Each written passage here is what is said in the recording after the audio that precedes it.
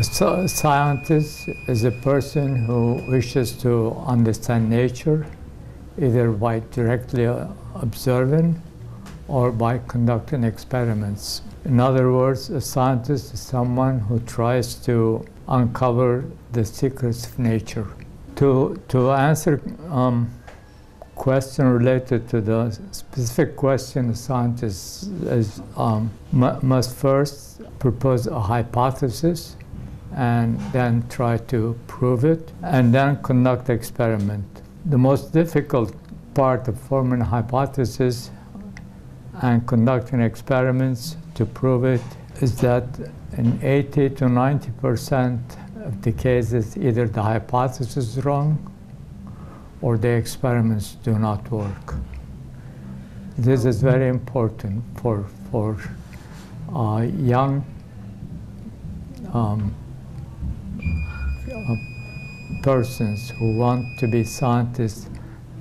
They must be aware that most of the experiments do not work, that there will be lots of frustration.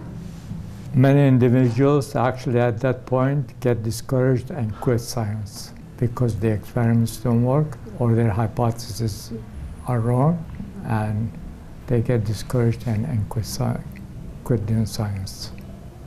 The way I managed to overcome these obstacles was to be very stubborn in doing experiments.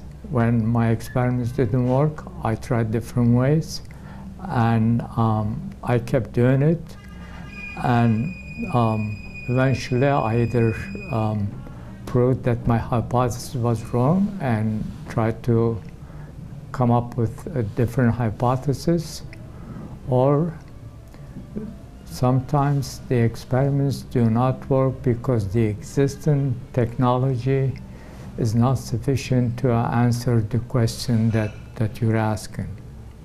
And so it is equally important to follow what is going on in technological advances and to apply those to your own work.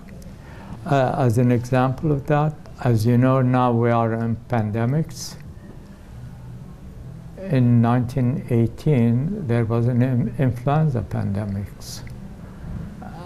and no one could tell what it was caused by, because influenza pandemic is caused by a virus, and in 1918, you could not see a virus. You could not detect a virus. There was no way of detecting a virus, so you could not prove it.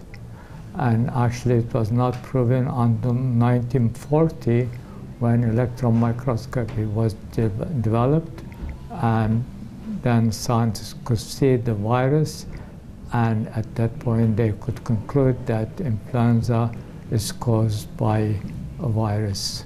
So, like I said, in science it's important that you ask the right question, but at the same time you follow the technology, and unless the technology is there, you cannot answer the question. In my particular case,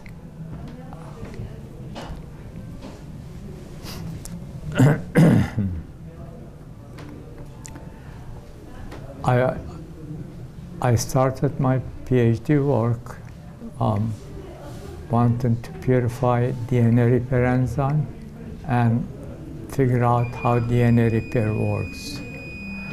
And at that point, purifying DNA, to understand how DNA repair works, you have to purify the enzyme and do the work in vitro with purified enzyme. And at the time that I started doing this work,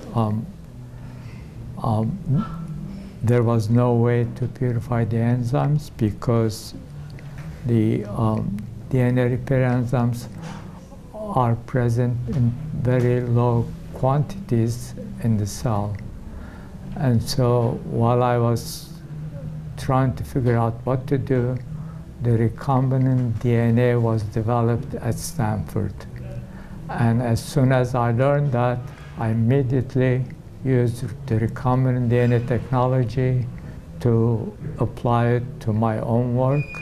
And using that technology, I purified DNA repair enzyme and characterized them in vitro. And that's how I figured out how DNA repair works.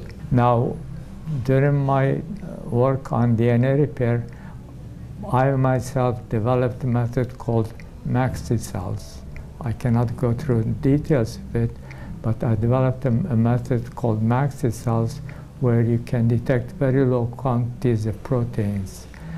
And when this became public, other scientists used the maxi cells method actually to develop hepatitis B, two vaccines actually, one vaccine and one drug.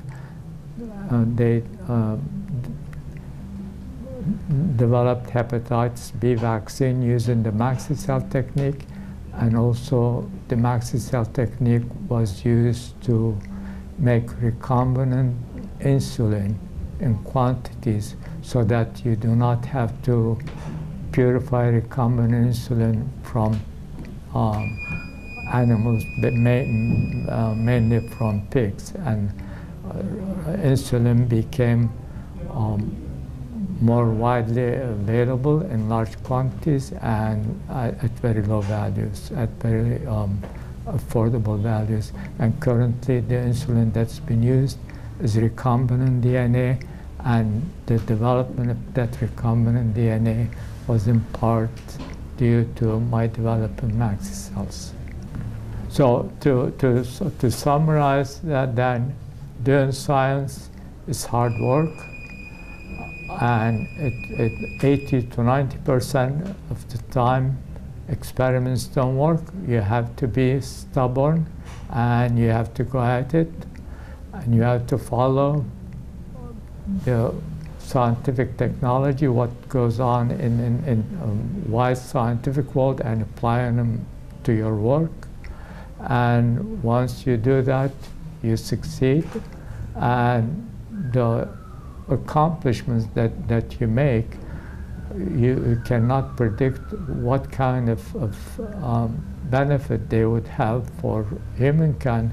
For example, I developed the maxi cells for studying DNA repair, but it was used by other scientists for making insulin and for developing hepatitis B vaccine. Thank you.